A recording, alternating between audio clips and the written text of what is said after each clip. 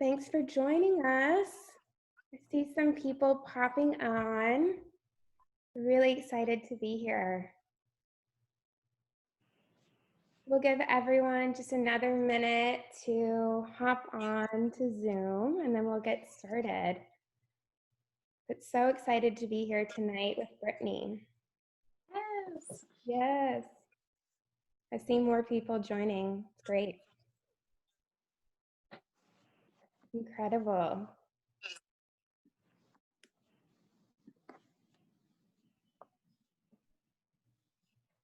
Amazing. Well, we'll go ahead and get started while a few more people trickle in. But hi, everyone. Thanks for being here tonight. My name is Megan. I am the founder of MoxxieMade and a holistic life coach. And I'm so excited to be gathering this evening for our cocktails and conversations with Brittney of Alexandra Winbush. At MoxxieMade, our mission is to encourage women to live their most expansive lives by building community, providing holistic mentorship, and sparking soul growth. And so with every conversation I curate, all the resources that we provide to the community, it's all from the intention to create an internal shift and really encourage you to grow personally, spiritually, and professionally into the women that you want to be. And so excited to gain some really great mentorship and wisdom this evening. So I'm going to be welcoming Brittney on. Hi, Brittney. Hi. Thanks for being here tonight. Of course, I'm so excited. Thank you, everybody who's joining in. So excited for tonight's conversation. I am too. So before we hop into the discussion, I always love kicking things off with the community. And, you know, yes. MoxxieMade is the community. So I would love everyone to say hello. Let us know where you are joining from. So go into the chat box and make sure it's set to everyone and let us know where you're joining us from tonight. So from Kentucky, amazing. Thanks for being here. From Oakland, love it. Georgia, Texas, Berkeley, hi guys. Thanks for joining us. Brooklyn, represent. Atlanta, Richmond. Hey, Atlanta. Yeah, another Brooklyn. Both Brittney and I lived in, I live in Austin now, but I used to live in Brooklyn. So Georgia, Arizona, Manhattan, LA. Thanks, you guys. Thanks for being here. It's so nice to know that, like, on the other side of these digital screens, we're all gathering tonight with the same intention to connect, yes. learn, and grow. So thank you guys. And thank a big you, everybody. Brittney. Yeah. Thank you. Yeah, so to get started, I would just love to start from the beginning. So if you could tell us a little bit about your journey before, you created Alexandra Winbush. Yes. So, not to bore you all with the I was born story. I'll kind of start like college and moving forward. I went to the University of Georgia in Athens, Georgia, where I studied communication studies, which I don't know if I decided that my sophomore year or my junior year, but I probably switched majors 2 or 3 times in college, which is just, yes, go dogs, which is just so me and so accurate to, I think, even like my entrepreneur journey of just do whatever till I figure out what I am actually into and then going with that. But I finally landed on communication studies and still kind of made it my own. I studied abroad first in London, and I did like a fashion internship because I thought that was the direction I was going to go in.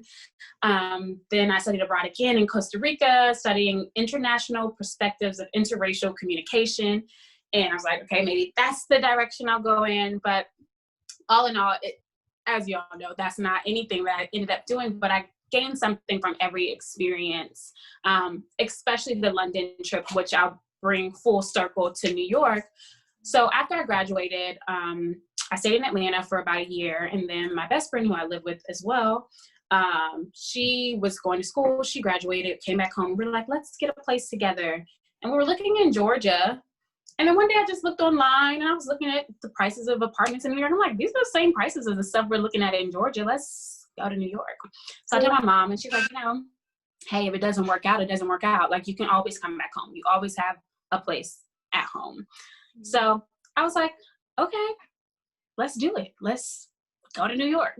So, so funny how the world works. Maybe a week or two after that, I remember the day so vividly. Like, I woke up, I was feeling productive. I made a to-do list the night before. I was like on go mode. I'm like, I'm gonna get my stuff together. And I just got this pain in my stomach that I've never felt before in my life. And I was like, oh my gosh. I was home by myself and I was like, something's like not right. And I called my parents. I don't like going to the doctor, y'all. I called my parents. I'm like, I need to go to the hospital. Like, something is really wrong. Went to the emergency room, found out I was like having gallstones. They were like, we need to take our gallbladder out, blah, blah, blah. Ended up having surgery. I was on bed rest for 14 days. And on the 15th day, me and Chandler moved to New York, which was not smart, guys, because I was really not healed up. I was still in a lot of pain, but moved to New York, no job, nowhere to live, literally $1. And I don't even know what the dream was quite yet, but to be in New York and make something work. And, you know, leaving out the details of how AW started, because that's a whole nother story and we'll get into it soon. But came to New York, my job in London, reached out and they were like, hey, we're expanding to the US. So we need somebody in New York to kind of do some social. Wow. And would you be willing to kind of take that on, you know, freelance? I'm like, I'm your girl. $400 a month, that's all I was making. But I was like, I'm your girl, I'll figure it out. We had a great friend, Danny, who let us, you know, couch surf, pay our New York dues and sleep on our couch. We stayed with some family friends some nights we got a hotel. Like, we just did what we had to do until we finally got our own place. And that's kind of how I made my way to New York and eventually transition into being an entrepreneur, because when I got to New York, I kept getting fired from jobs. I'm like, I feel qualified. I'm doing the work, but for some reason it kept not working out. And again, once we get into the AW story, I'll tell you why I think those things didn't work out. But that's kind of the journey of how I made it here. You know what I love about that though is like how much faith that took and kind of courage to just be like, okay, I don't know what's going to happen, but I trust that it's going to be good. And then be like trusting the reroute. Like, I feel like right now we're all in a time where a lot of us are having our lives like rerouted in big ways, and look at where it landed you. Absolutely. Yeah. So I would love to know, I feel like everyone probably is familiar, but in case not, can you tell us a little bit about, yes, the wine. Tell us a little bit about Alexandra Winbush and, you know, what has been the most fulfilling part of building that business? Yes. So I think like I've always wanted to be an entrepreneur, and I didn't know what that was going to be. And any of my friends that are in here will tell you I've had my fair share of run with different things I'm trying to figure out. But I think any great story that I've read, that's what most entrepreneurs will tell you. It wasn't the first idea that kind of worked. But when I got here, I knew it felt like the perfect time to figure out and really dive into what I wanted, especially with the consistently losing jobs. And I remember, you know, I was praying over my entrepreneurship, even when I was still working jobs. And I remember a friend tweeting one day, like, why am I getting upset about these jobs not working out? And God keeps telling me it's because that's not what you're praying for. You didn't pray for this. You prayed for your own business. And so I'm redirecting you. And I took that in and I said, okay, so none of this is to discourage me. It's to encourage me on my own path. But a little bit of how AW started, it kind of goes back to college, sophomore year at UGA, spring break. I was home in Atlanta. I just got back home from Las Vegas. And I mean, long story short, but by midnight, the night we got back, my house was burning down. We had a really terrible house fire that started in my room. And I was passed out from carbon monoxide.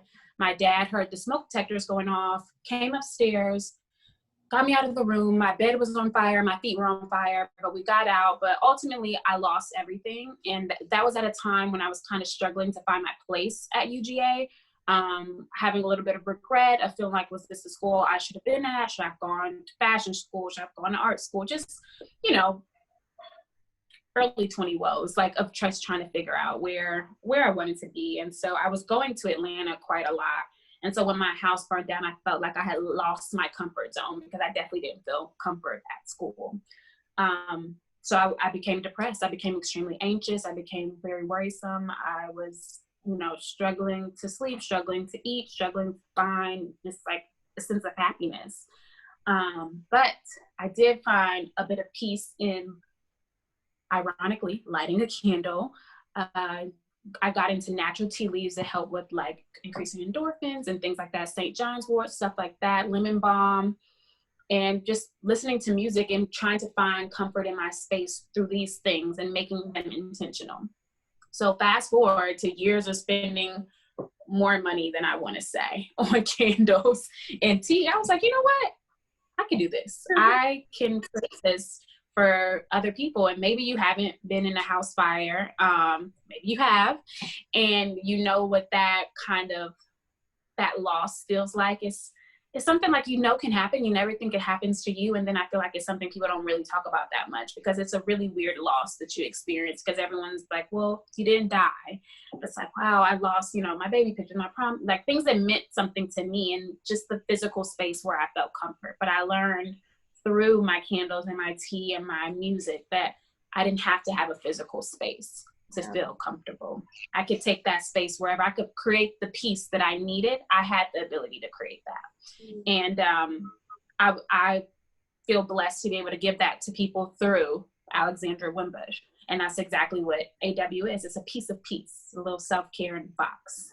That's so powerful. I know I shared this with you, but my husband and I were in a much smaller fire in Brooklyn about 3 years ago. And I wasn't in the apartment, but my husband was.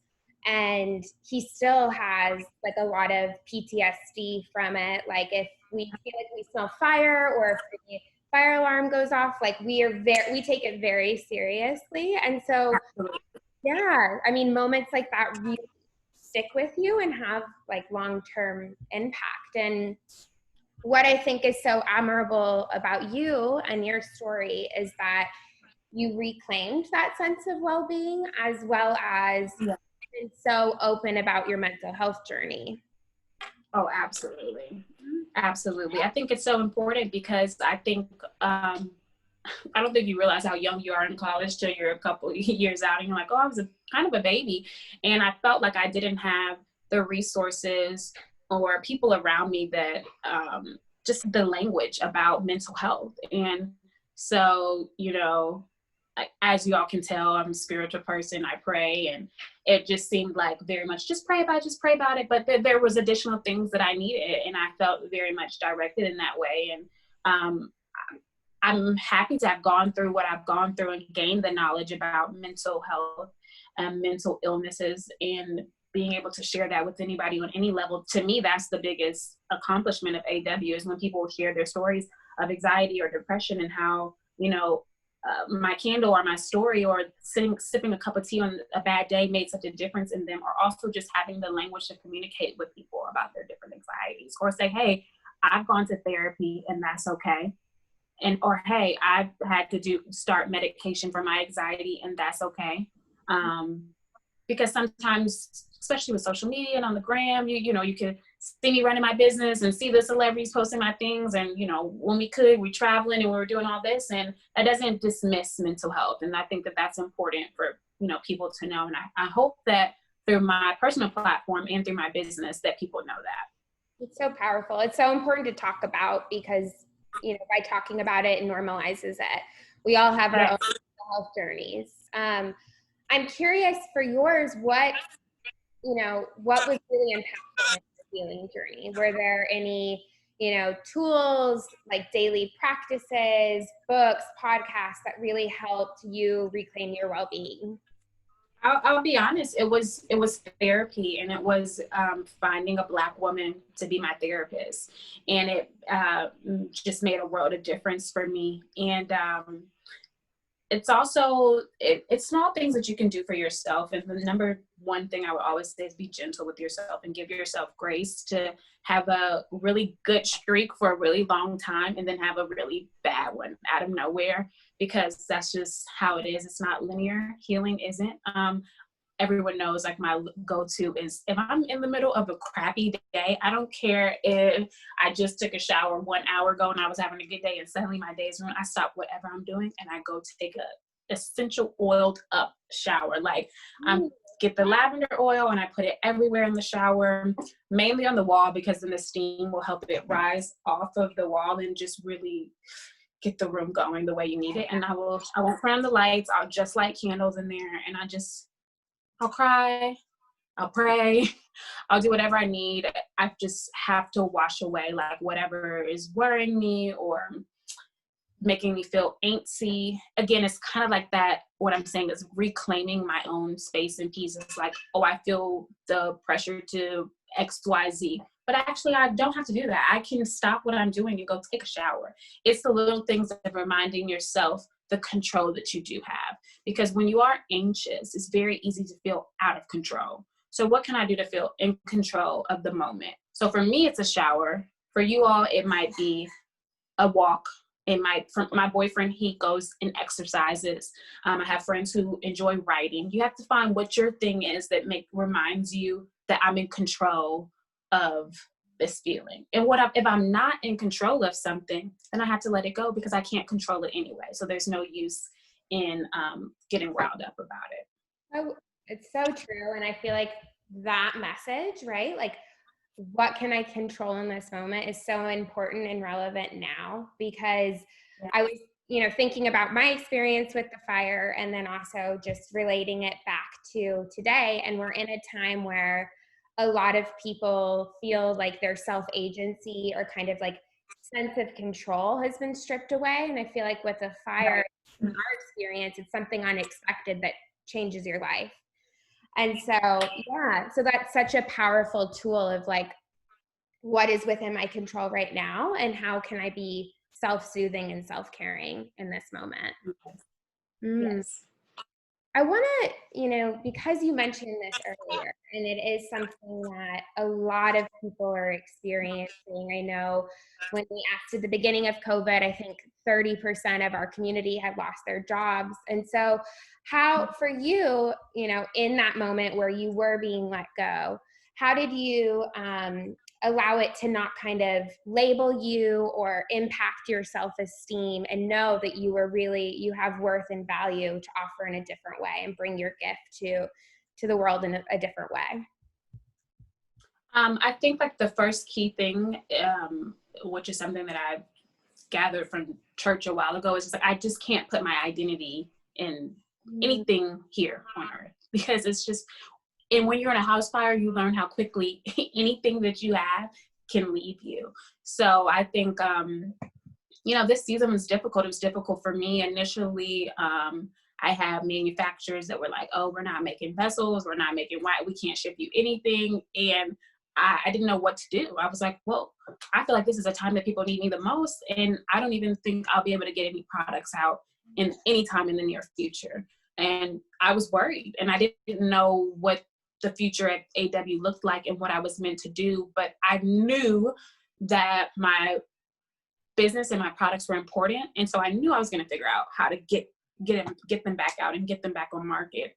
I think it's also okay to like get sad and get down about the things like this, because I think, oh my gosh, in the beginning it was just like, use this time to learn 5 languages, start that business. And it's like, you don't got to do all that. You really don't have to do all that. If you like, it's okay to not know what to do, to have new time that you're not used to, and sit with it, because maybe we won't have this time again. Maybe next year, everything will be as normal as it can be, and we're back on like this hustle and bustle and moving, and maybe what you just needed to do was nothing. And I think that that's okay. And not feeling so much pressure to make every moment count, or whatever that means. You know what I mean? Like something like a nap counts, like whatever you need is, I think that's something that I've learned the most during all of this too. It's just like, what does Brittney need? Like, it doesn't have to be what anybody else needs or what anybody, like my parents are massively pivoting their business and they're loving it and they're loving figuring out what new to do, what next to do, how can we grow? Okay, maybe now it's time to buy a new home. And I love that for them. I don't have to feel like I have to do that. It's okay if that's not where I am. And I think that's the other thing. Like, let's be happy for the people that are doing XYZ. Let's be happy for the people that are doing MC. I'm trying to think of some other alphabets, but like doing something that we're not doing, and it's totally fine. But yeah, a season of pivoting for sure. And sometimes pivoting means, oh, you don't rest, so now you shall. Or you didn't have time for meals before with your family. Now you do. That's okay too. A good reminder that the seasons aren't meant to look the same. Yeah. I feel like, to your point of, we put a lot, I know I do it, I put a lot of pressure on myself, and it's like, give yourself some grace, and it's okay if this moment doesn't look how 6 months looked, and Yeah, there's a reason for it. absolutely. I think you nodded to this, but it is a moment of a lot of self-reflection, and curious if there's been any like ahas or insights that you've learned about yourself during this time. I think during this time, especially in the beginning, and I think that I've always known this, but more than anything, I've been like, oh my gosh, I can't explain the blessing that is my tribe, that is my best friends, that I just happen to live with all of them. And we've had some rough days in here, like we're living in a New York apartment. It's 4 girls. Like it's hard, and the world is hard. And then sometimes it's hard in here. And then we all have different jobs and then relationships and everything. And the way that they've just uplifted me, the way that they've inspired me, the way that they've given me grace, the way that they've sat in the bed with me when I've had anxiety attacks and just let me cry and watch Steven Universe with me. And in the way that they were right there to help me figure out what to do with my business. I literally couldn't imagine this time without them. And I know some people, didn't have that privilege of being, quarantined with their absolute best friends. So it's a huge blessing that I was, and it just made me reflect on the friendship that I already valued, of course, but it just made me, like, I will sit here and cry about these girls. Like, I literally have tears in my eyes because I just love them so much. And, you be in the pandemic and stuck in a house in New York with your best friends, and you learn a lot about yourself in them, and just growth all around for all of us. It's just been a huge blessing. I'm just so thankful for them. And I think that, outside of this, and as we, move on and, we'll eventually, we won't live together forever and things like that. This time will help me cherish that friendship and that relationship and any relationships moving forward, and making sure that I'm always showing people gratitude for what they do, because also life is just short, and what we're learning more and more. A question I get a lot is, how do you form deep female friendships? Yes. Not everyone is blessed to have this tribe, as you say, of like this group that's intertwined. So how do you cultivate that deep friendship, almost like a sisterhood? I think you can't force it. The most you can do is be authentically yourself. Like, I don't think any of my best friends are never surprised, like later on, oh, this is how Brittney actually is because I really give them myself and who I am right off the bat. And anybody that's my best friend has done the same. And so it's just been like this combining of energy that just made the most sense in the world. And so it's definitely difficult. It's hard. People are on the go. Now we're in a pandemic. I don't even know where you meet people and things like that. But I would say don't count people out. Be authentic. Listen to what you're feeling. Listen to your heart. Listen to your mind. Like, listen to what you feel around certain people, and in that way. If you hung out with somebody one time, or you were at a party and you seen this girl and you just kept like feeling like, I don't know, something about that girl, she was cool, you barely talk, find her, reach out later. Like those energies happen for a reason. I don't think that they should be ignored, but sometimes like we feel like, well, I'm old, I got friends, I don't need to make no new friends. But if you're feeling something, act on it. Mm-hmm. It's no harm in that. And so yeah, it's not, even on Instagram, like people, you know, somebody is always commenting on your stuff and y'all be sending little DMs, like, let's have a Zoom date, like something, like if the energy feels right. I say don't ignore that and just be authentically yourself. So the people who love you for that will keep coming back, and the people that have a problem with you not being authentically yourself, you can weed them out early. Mm-hmm. No, I always say, like, I'm going on a friend date. And that's something I've been doing even during COVID, is like, okay, let's do like a lunch date over Zoom. Yes. Yeah, because I moved to Austin in November. So I'm still like really new and making new friends. So I'm kind of in the midst of like figuring out my space here. And so I can definitely, that's great advice. I'd love to pivot the conversation to entrepreneurship, and curious if you have any tips for female founders here tonight, or and any specific tips for women of color founders. Yes. So, I mean, it's been a difficult journey. I mean, especially like when it comes to, I mean, the thing that can help you the most, if we're just being blatant, is capital. And it's very hard for women of color, and especially Black women, to get funded in their businesses, to get capital, to have VCs, to get investments. I think it's like 0.03% of businesses that get money are Black women-owned businesses. That's nothing compared to the number of businesses that are ran by Black women entrepreneurs, which is extremely large and growing as the largest group of entrepreneurs in America. So it's such an uneven playing field. But what I will say, especially if you're thinking of starting something now is the time. It might feel like it's not, but if it's something that you're thinking about and you have the energy to do it, I would do it, because there's a shift happening and people are ready and willing to put their dollars into Black businesses. It might not be on the investment end, it may be, but as far as consumers, I think that it's a great time to venture off and try.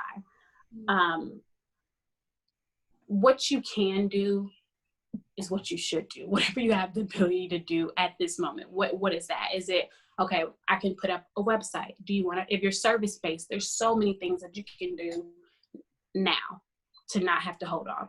Can I look up tutorials? Everything's on Google, everything. So everything that I've done that I didn't know before I figured it out through Google. So it's like, what's a basic website I can put up? Yeah. Can I start my Instagram? If it is a product, can I start with pre-orders and get a little bit of capital there and then keep the cycle going with the products? Like, what can you start with what you have now? When I first started AW, it was the first business that I didn't tell my friends about. I like literally, even to my best friends, Ashley and Shima, they worked on the designs, but even when I reached out to them, I was like, oh, this girl is starting a candle company and she wants to know like how much you charge. I didn't tell anybody. I just wanted to work on this. The only person I knew was my mom. And for 3 months, and I still have the Google Doc, it's just pages and pages long of every idea. It's not organized. It's just everything I thought of, from colors of vessels to names to the way to pair things to places I could see it, to slogans, to just manufacturers, different vessel pictures, just pages and pages of every idea that I came up with for 3 months until I was ready. Do you think, Brittney, that's like a good place to start? Like, someone has like a nugget of an idea, they, you know, have a passion point, but like they don't have complete clarity. Like, do you think the best place to start is kind of like a running brain dump? Dumping it is, a good brain dump is a great place to start, because also it'll be hard to get the narrow it down and clean up your vision if there's so much stuff still sitting in your mind. So even if you don't use it, get it out so that it's not interfering with your other thoughts of trying to, you know, expand or figure out your niche of your business.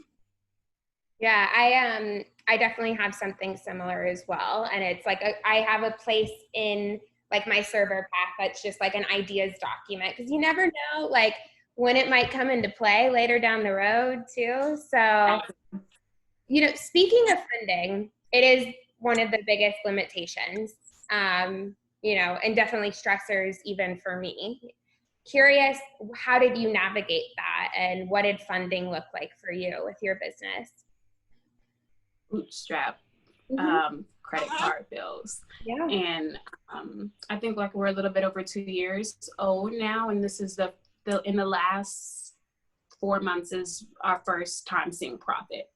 So when you do go that route, that's the risk that you take. So you are betting on yourself. And like, I have faith in what I was creating in the business. And I saw that people were enjoying it and the demand for it. So I knew I would eventually be able to catch up. I couldn't imagine it was going to happen in this season and in the way that it did.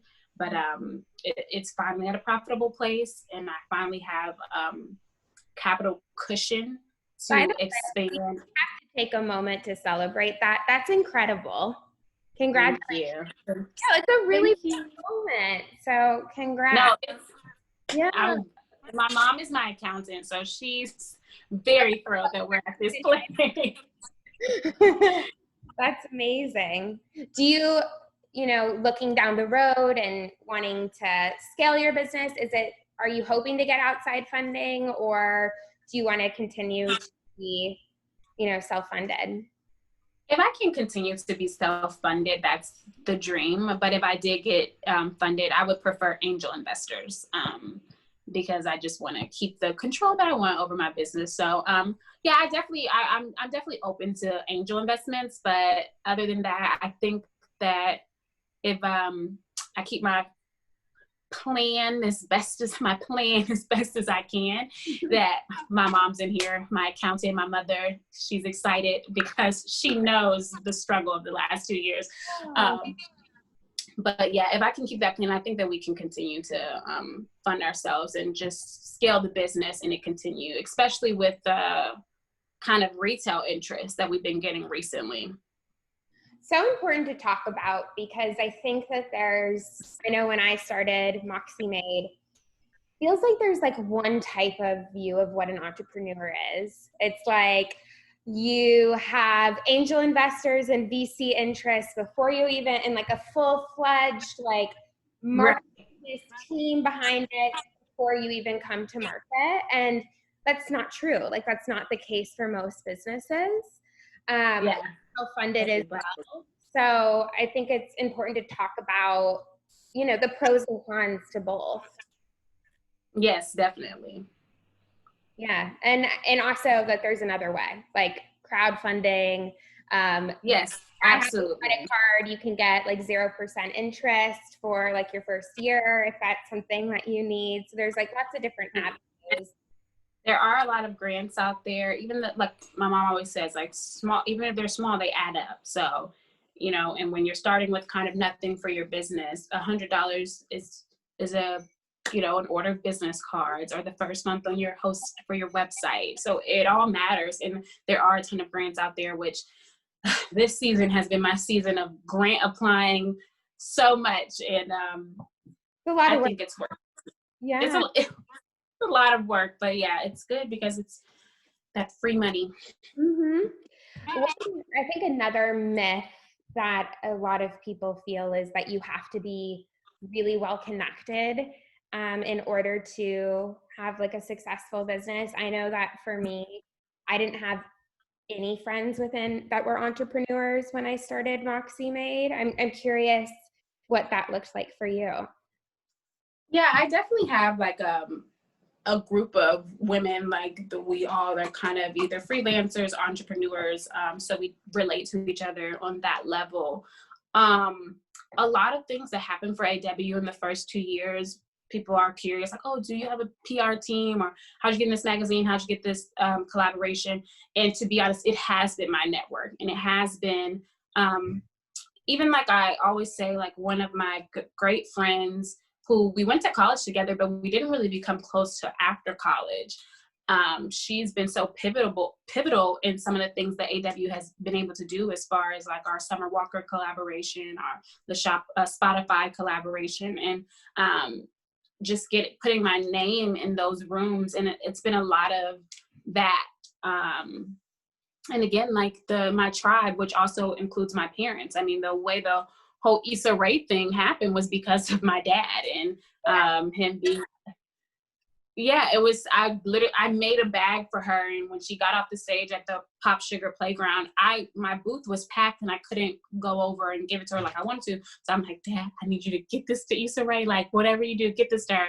And I thought it didn't happen until 3 months later when she wrote me, and apparently it happened. So just having, I'm actually very fortunate for the network that I do have, and people willing to put my name out there or think of me for opportunities. And I do the exact same for my friends, in whatever capacity that I can. We're always thinking about each other. We're always plugging each other. We are a bit ridiculous because we will talk about each other more than we talk about ourselves, but we do believe that when one of us rise, we all rise. And so that's important to us. And it's important in our community, especially as Black women, because people aren't really fighting for us. And that's in every aspect. So we've got to do it for ourselves, and we've got to do it for each other. So that's one thing that we're always going to do. And that's why we are the friends that we are, because we're going to help lift each other up if nobody else does. That's so powerful.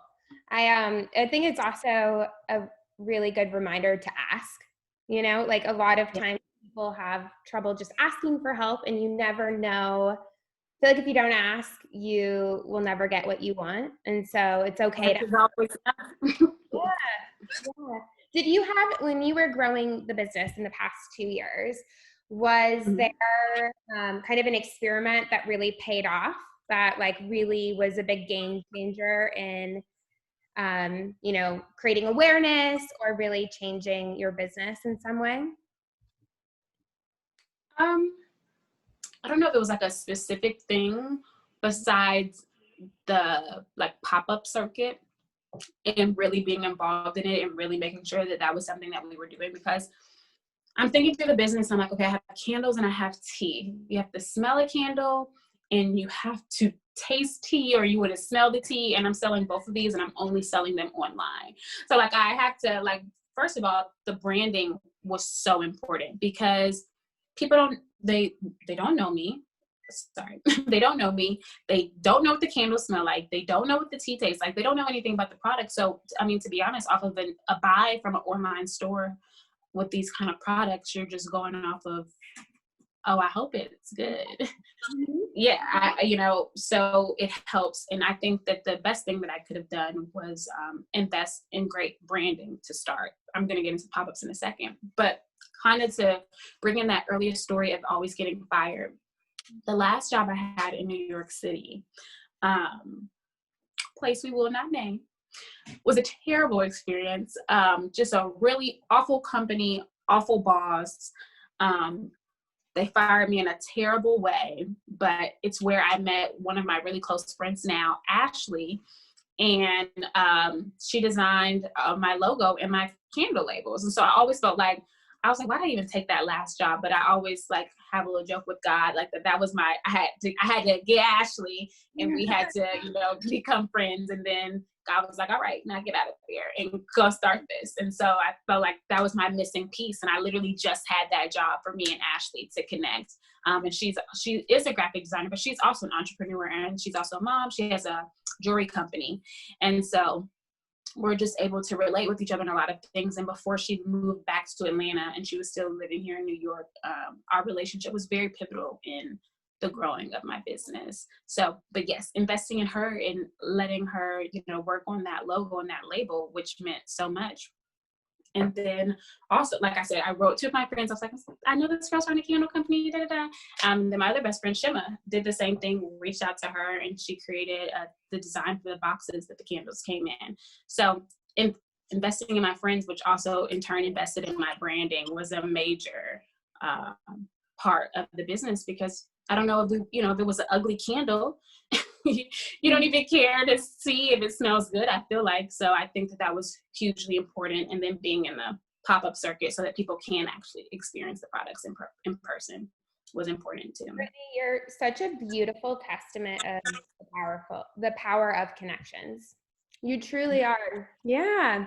It's I love seeing that because you never know how a connection or relationship is going to kind of play down the road or impact your life in a certain way, and that's really beautiful. Oh my gosh, you have no way. You have knowing, and how it's beautiful to just see how things kind of unfold. I mean, from the fire to the business, I was so confused to why that happened, why it happened in my room, why was I the only one that lost everything, but such a full circle, and I wouldn't change anything. And I'm happy to have gone through what I've gone through to create what I've now created.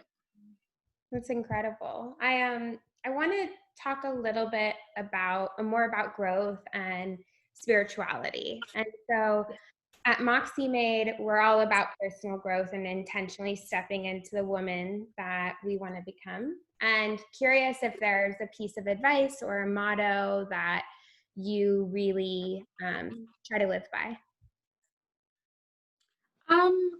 I think that,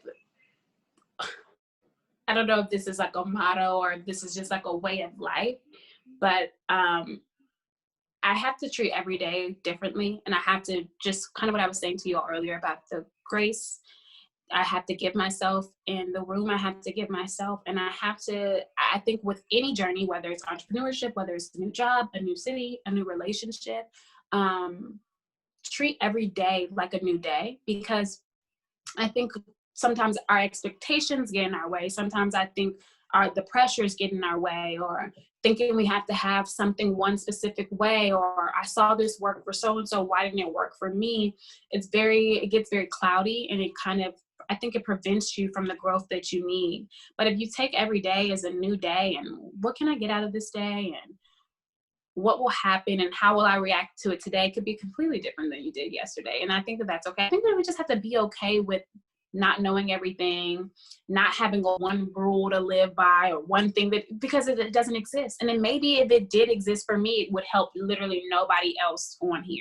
And I think that that's why it's so important to find the things that work for you, and find the things that bring you joy. Find the things that upset you. Like, knowing yourself, I think, is just the key to anything. I think it sounds so simple, but it's because life is so individualized. And one thing that has always kind of steered me away, actually, from like panels and like self-help things, is because I'm like, wow, that sounds so great for her. I don't know if that would work for me. And so I always want to be very honest in saying, like, we have to find what's going to work for ourselves. So be willing to make mistakes, be willing to get messy, be willing to cry, laugh, gain new friendships at 42, lose them at the same age. Like, be willing to do all of that, because life is just so individualized. And if we try to do this one track, one path, one rule, we're screwed. We're just screwed. So, I mean, what a better message than right now, because I feel like everyone's like, we're all having a collective experience, we're all having an individualized experience in everyone's lives at this moment, including mine. I feel like are tossed up, and you're just kind of having to be really present. Yeah. When I'm hearing that advice of like, live every day and really be present in the moment of like what you need, how do you juggle that uncertainty? How do you trust that what is coming towards you is going to turn out for the best or turn out for good? For me, it is solely my base and my relationship with God. And again, my relationship with God is so personal that I struggle to call it religious, because it's so spiritual, because it is so personal, it's so conversational, it's such a relationship, it's a friendship. And God told me I'm good, so I don't have the time to kind of worry about things. And I may not be good tomorrow, I may not be good in a year. The house fire was 5 years before I started AW, 5 years before I found the purpose and the thing that made me feel worthless, that made me feel a huge sense of loss. It took 5 years for me to kind of see what that reason was for. And that's the same with anything. And if I have unwavering faith. So I've seen, God show up and show out for me. I've seen where I had no money and I still pay my tithes and offerings, and then the next week I got a random order for 100 candles, like just things like that. Or even where I am now, because at the beginning of this I was very nervous and I was very scared, and I had days where I cried to the girls like, I don't know what to do. But giving up wasn't an option. So yeah, for me, it is my faith. It is my relationship with God that I know, even in the doubt, because we all have doubt. I can't stop my mind from being like, oh, are you sure? Like, yeah, I'm sure. And sometimes you just have to tell yourself that too, like, and put no time limit on it. It doesn't, being sure that you're going to be okay does not mean you're going to be okay tomorrow. And that's okay. Thank you for that. I'm curious. We talk a lot at MoxxieMade about embracing your in-between, and what that means is, we're a lot of times, and I feel like sounds like you really do this so innately and naturally, but a lot of times we feel like there's like this destination or this thing that we're working towards, but really we're always in this state of becoming, and it's accepting who you are in the present, and in a loving way, growing to your next, who you want to be, your next unfolding. And so what is an area of growth that you're really embracing right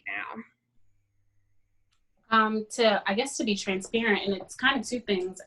It's first would be the kind of backtracking of my mental health, of me feeling in the beginning of this year, and even at some of the beginning of the pandemic, just in a much better space. Like, oh, I think I'm fine. I don't think I need to go to therapy anymore. Like, we're healed. And like I said earlier, it's not linear. And so leaning into and being okay with the fact that, oh, I might still need some help in this area, or I haven't actually figured out how to 100% manage my anxiety, and I don't have an answer to what the best practice for myself is just yet.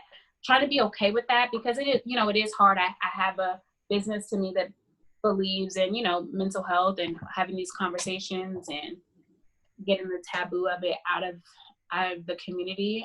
So then sometimes I feel like a little bit embarrassed, like, oh my gosh, but I'm really like anxious today, or I can't get out of bed because I feel really like I feel like I'm sinking back into depression. And so being okay with like doing something like this when I've been having anxiety for the last week terribly, to the point that I've been quite sick actually the last couple of days because I've just been so anxious, but feeling still qualified to, speak in spaces like this, or still deserving of whatever comes my way. Because sometimes I feel like when I am struggling with my mental health, I sometimes don't feel like I deserve to kind of like be advocating for anything, but that's not true. So working on that is, I think it's a never ending journey, but it's a journey that I'm accepting and willing to embrace, and hopefully continue to be transparent about and help people along the way. Thank you for saying that. It's something I'm actually struck. I've felt really, really anxious this week, and really like, okay, shouldn't I have already learned this? And it's almost like healing it's not linear. It's like a spiral. Like, it's like you're always yeah. But thank you for sharing that, because you are worthy and you have so much wisdom to share, and just being vulnerable and authentic with where you're at. I know it gave me a lot of comfort, because that's something I've been struggling with this week. So thank you. I have one last question for you, and okay. I want to make sure that we get everyone's Q&As in. So if you guys want to start, if everyone could start putting their questions in the Q&A box at the bottom, not within the chat, that would be amazing, so we can answer as many questions as possible. But Brittney, my last question is, at MoxxieMade, we're all about courage. It's a big value at ours. I'm a firm believer that fearlessness doesn't exist, that you're always going to have some layer of self-limiting beliefs or doubts that you are going to experience, but that courage is always a potential possibility available to us. And just like you said earlier, you know, having the courage to stand tall in your worth, having the courage to show up as your authentic self when you still have other things you're struggling with. And would love to hear what is a moment of the past couple of weeks that was really courageous for you or really expansive for you in some way. I think that what month was it? Maybe back in June, kind of during everything. I had the moment of really unexpected growth in the business where things kind of shot up. We went from like 7,000 followers to 20,000 followers in maybe like 3 or 4 days. I felt like really nervous about what that meant and what I was supposed to do with it. Was I supposed to, you know, in which way was I supposed to grow and what was I supposed to do? Am I supposed to come out with 10 new products? I kind of had like a moment of getting really confused and where to move forward. But the main thing that I realized is like I had to, like AW is all about space in the space that I'm creating. And so when the kind of boom happened, it was also important to me that I was protecting the space that is our house that me and the girls are in, and that it wasn't being overcrowded with business. And so maybe like 2 months ago now, me and 2 of my roommates got an office space. And now AW is out of that office. And so we're not bringing work home. We can keep this space, feeling homely and like a place to relax and reset. And there's not boxes everywhere and candles and tea everywhere. So it's just been a blessing and a huge, like, courageous thing for us to, one, start another rent in the middle of a pandemic, but two, just to have that space to grow our businesses and keep our home sacred. So, oh, that's so exciting. Congrats. That's amazing. Thank you. So Skylar wants to know what's next for AW. I bet she does. No, I'm just kidding. So we will, of course, be coming out with our fall collection soon because fall is around the corner. We also will be adding some new items, such as like room sprays and more accessories for the house. Hopefully, more retail opportunities are coming soon so that you can buy AW in person if you are somebody that needs to smell before you buy. And, hopefully, prayerfully, in the near future, AW will be a space that you can actually come to shop and sip tea. I can't wait. That's going to be amazing. Thank you. What's the way you approach organizing yourself as an entrepreneur? Organizing myself? Mm-hmm. Oh, so I'm very bad at that. So I hired somebody to help me do that. And I hired an administrative assistant for AW, Maya. She's absolutely amazing because that was kind of like the first thing in the huge growth that happened a couple months ago. It was like, oh my gosh, I went from getting like 1 to 2 emails a day to getting like 20 to 30 and then like tons of DMs and just requests. And I was having such a hard time doing that. So the best thing that I could do was, hire somebody, bring somebody on the team because my dad always has really great advice. And one of my favorite pieces of advice from him was do what you know how to do and hire somebody else to do what they know how to do. So then you both can be doing your best and then make your business the best. So I don't try to do things that I'm not good at because it's a waste of time. And we wasting time, you're wasting money. Another thing from my dad. So I'm like, okay, I'm not the best at keeping up with emails and being super organized. So let me hire somebody that loves to do this, that's great at doing this, and help keep the business good. So I hired an administrative assistant and she organizes the emails. We have different folders. She's got the Google Docs and the sheets going. Got you all organized. Shout out. Yeah. Yeah. What are some exercises you do when you're experiencing a creative block to help you reset? I usually, like I was kind of saying earlier, I always just go and do something that I love to do. Like I have to do something for me. and which usually that's eating. I love to eat. And it seems like what kind of inspiration are you getting? But just like going out to eat and sitting with my friends and just talking, and we're not like talking about like business or anything like that. It's just nice to tell my brain we can turn off from this. And sometimes like going out for food and drinks and being with my friends helps me remember, oh, okay, we're turning this part off. And sometimes just like that huge separation from it helps. Because sometimes even just like still sitting in the house, I'm like, oh, well, like my mind is still running. So I have to get out to get that out of my mind. It's also like your subconscious then can go to work at it. Like when you're not Yes. trying to figure it out, it's like a different part of your brain is, and then connecting those dots. Where do you find inspiration for the scents of your candles and the taste of your teas? So like most of them are essential oils, and I always start with, oops, sorry. Oh, no worries. Can y'all still see me? Yep. Now you're back. Okay.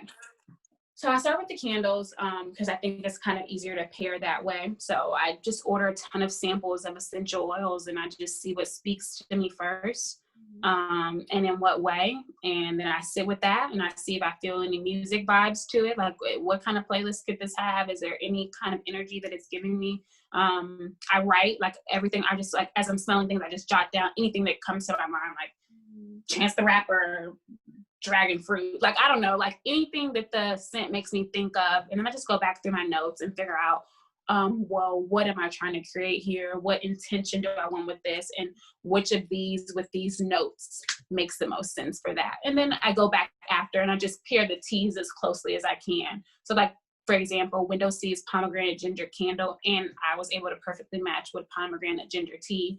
But lemongrass basil candle, I did lemongrass ginger tea instead of basil because your favorite. You have a favorite? My favorite changes all the time. It changes all the time. It's Sunday in Brooklyn is really like, I love that. My baby. It's like my heart. But I've really been loving my G candle, which has not been on the website in months because we're just going through a little rebrand with it. But I have them in my room, and I have a September 6th lit right now and the G candle lit right now, and I love them at the same time. I'm so excited to get some for my new home. Yeah. Okay, so how do you deal with the cattiness of the industry? Female entrepreneurship isn't always friendly. Yeah, it's really not. My mom gave me some advice on this because the advice where people say don't take it personal, I haven't learned how to do that yet. And I take a lot of things personal because I'm like, oh, well, I'm personally putting all my money into this business. I'm personally waking up every morning running it. I don't know how to not take it personal when it comes to my business. So I struggle with that. But my mom, she gave me like this little analogy. She's like, you're running a race, and if your competitor is on the side and you look to the side, you get distracted and you lose your place in the race. So like, you have to keep your head forward and you have to keep running your race and stay in your lane. So I can't kind of get distracted by like the other people or like sidelines of things that don't have anything to do with me truly, because it's just distracting from my course and my journey. Oh, it's so good. What was it like creating content in the early days of your brand? Oh, so fun. I loved it. I remember the first photo shoot that I did for the candles. I went to Flying Tiger. I don't know, depending on where you live, I'm not sure if everybody's familiar with Flying Tiger, but imagine, y'all know like the front section of Target with all like the little cutesy stuff for the Lolo. Yep. Flying Tiger is like a whole store of stuff like that. So I went there, I like grabbed little props and stuff. And at the time, the apartment I was living in had a balcony off my room. I went out on that balcony. I had like cardboard papers and all this different stuff. And I thought I had a camera, but the camera died. And I took my first couple of photos of the candles that were in a lot of articles and are still in articles and on the Instagram. And I did those right on my phone, on my balcony. And then it was just fun creating because I was still, I guess, kind of figuring out what the exact look of like online was. So it was cool. I loved creating, and I still like creating every now and then certain things if I have an idea. But fortunately, again, one of my best friends, Skylar, she's a content creator. So she's better at that than me. And so I can go to her and get a lot of guidance there. How are you keeping true to yourself as a brand and as your brand and following grows? Um, I think I've never not thought about being true. Like, I don't think that that's something I have to think about. Like, I couldn't imagine not being true to myself in this business because it is me. And so I just stick to being myself and why I started this business. I don't lose sight of that.